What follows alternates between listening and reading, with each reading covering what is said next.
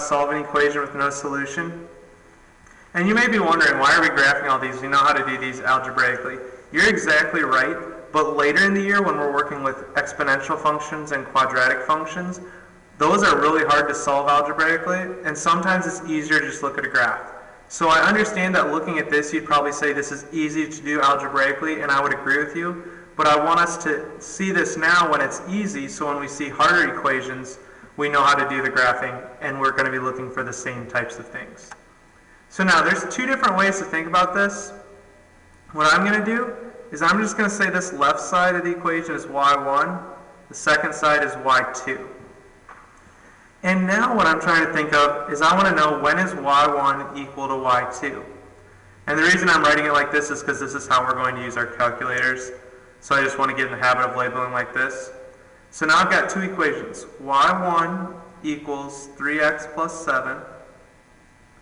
And then I've got y2, which I'll do in blue, equals 3x plus 1.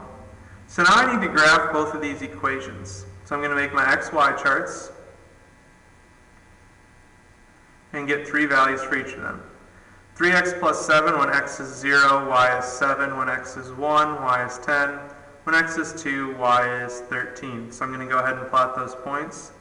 0, 7, 1, 10, and 2, 13. I just go barely off the top. So that line looks somewhat similar to this. And then I've got 3x plus 1 when I make my chart for the second one.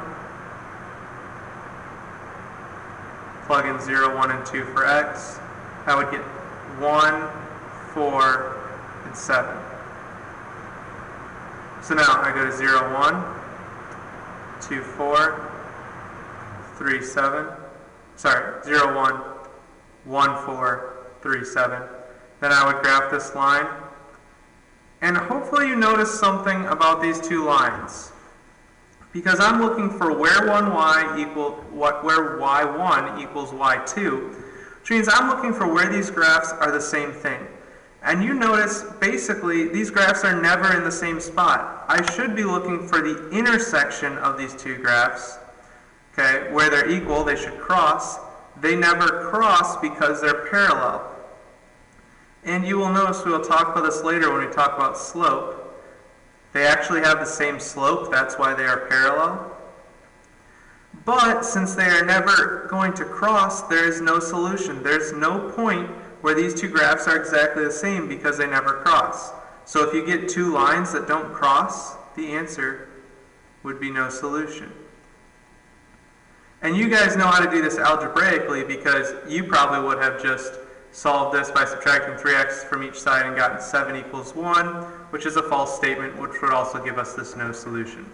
But here we're looking at it graphically. The reason there is no solution is because the graphs never cross.